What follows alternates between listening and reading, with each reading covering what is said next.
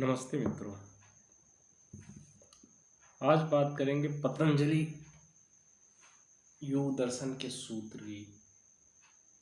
पतंजलि कहते हैं योगस्य चित्त वृत्तीय निरोधा। योग सारी चित्त की वृत्तियों का निरोध है, उसका नाम है कि चित्त की सारी वृत्तियां रुक जाएं, वही योग है। चित्त की वृत्तियां क्या है ये समझ लेना जरूरी है। चित्त जो है उसकी वृत्तियां क्या है, इसको बहुत कायदे से समझना पड़ेगा।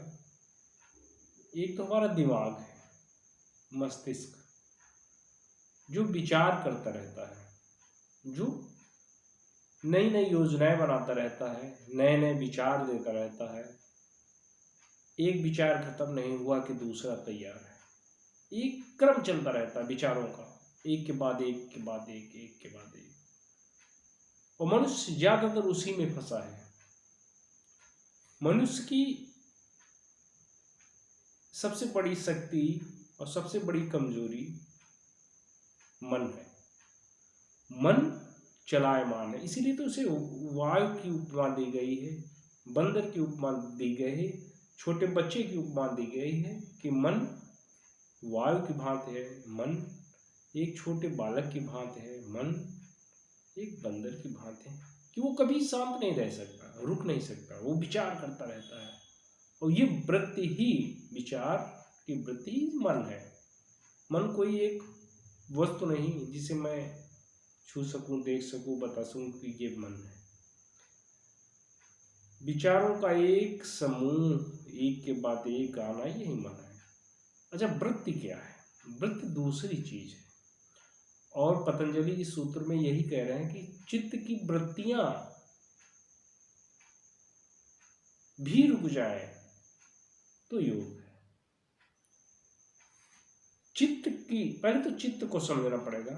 मन से ही चित्त का निर्माण होता है, मन के विचारों से ही चित्त का निर्माण होता है। ये बात समझ लेनी पड़ेगी, तभी हम पतंजलि के इस सूत्र पे चर्चा कर पाएंगे, समझ पाएंगे कि पतंजलि कह क्या रहे हैं। एक योग साधक, एक ध्यान मार्गी, एक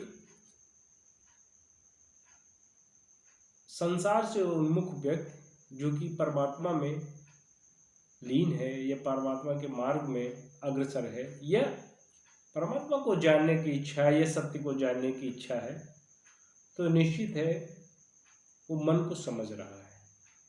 अगर नहीं समझ रहा है तो उसे समझना पड़ेगा कि हमारे मन में उठते हुए विचार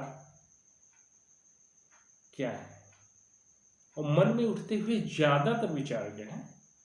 अक्सर कुछ लोगों के विचार धार्मिक रहते हैं, वो कोटियां हैं लोगों की, अलग अलग कोटियां हैं, अलग अलग तरीके के लोग सोच रखते हैं। कोई व्यक्ति धार्मिक है, उसके मन के अंदर धर्म से संबंधित विचार आते हैं। कुछ लोभी हैं, उनके अंदर लोभ के विचार उत्पन्न होते हैं। कुछ कामी हैं, काम के विचार उत्पन्न होते हैं। तो इन विचारों के बारंबार रिपीट होने से हमारी वृत्ति बनती, चित्त बनता है, हमारे चित्त की वृत्तियां आती, चित्त बनता है। चित्त एकदम अलग बात है। विचारों के बारंबार आने से जो एक हमारी बॉडी लैंग्वेज बनती है, या हमारा एक गहरा विचार बनता है, वो चित्त कहलाता है। और चित्त के अनुसार ही व्यक्ति ढलने लगता है, और चित्त के अनुसार ही व्यक्ति जीवन में उन योग्यताओं को प्राप्त करता है जैसा उसने अपनी चित्त की वृत्तियां बना ली।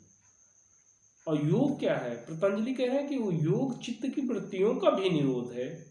जब आपकी चित्त की वृत्तियां भी खत्म हो जाएं तभी योग सिद्ध हुआ। यह विचार तो आगे ही छूट गए, विचार तो आपको छोड़ ही देना है, और चित्त की वृत्तियां भी आपकी खत्म हो जाए, आप किसी गढ़े हुए व्यक्ति न रह जाए कि आपको कोई देखे और जान जाए कि ये धार्मिक है, या जान जान ले कि ये कामी है या लोभी है, और जानना ही नहीं कि जान ले, ये तो अलग बात है कि आदमी कई तरीके से अपने को छुपा भी सकता है। लोभी व्यक्ति बड़ा धार्मिक दिखाई पड़ सकता है, कामी व्यक्ति बड़ा बड़ा प्रेमी दिखाई पड़ सकता है, शांत दिखाई पड़ सकता है। ये तो प्रदर्शन की बात हुई कि लोग बड़े अच्छे अच्छे ढंग से प्रदर्शन कर सकते हैं। एक चोर व्यक्ति भी ईमानदारी का बड़ा अच्छा प्रदर्शन कर सकता है, लेकिन ये बात अंदर से आनी चाहिए। अंदर से तभी आएगी जब हमारे विचार शुद्ध होंगे, विचारों की श्रृंखला सही होगी। विचार बंद करने की बात तो नहीं है यहाँ, अभी विचार बंद नहीं किए जा सकते। मन में आई कल्पनाएं रोकी नहीं जा सकती, ये आगे के विषय हैं, आगे कभी चर्चा करेंगे। लेकिन जो विचार है उन्हें शुद्ध करना है, परिष्कृत करना है।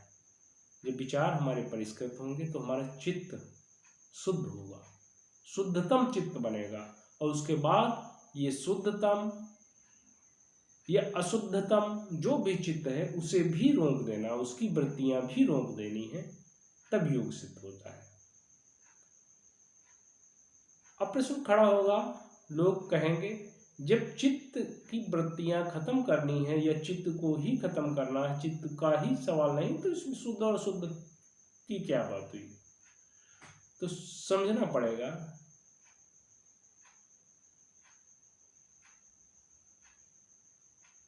साफ और गंदा, एक साफ सुथरा कमरा उसको साफ करने में बहुत कम समय लगता है। एक गंदा कमरा बहुत ज़्यादा, जिसके अंदर कबाड़ भरा हुआ है, कूड़ा भरा हुआ है, उसको साफ करने में टाइम लगता है। तो जब आपके विचार शुद्ध होंगे तो आपके चित्त को साफ करने में कम समय लगेगा। आपके विचार जब गंदे होंगे तो आपके चित्त को साफ करने में बहुत टाइम लगेगा। इसीलिए तो जन्म बीत जाते हैं, व्यक्ति के जन्म खत्म हो जाते हैं, न जाने कितने जन्मों में वो सत्य को समझ पाता है और कल्याण मार्ग को प्राप्त हो पाता है। आज इतना ही।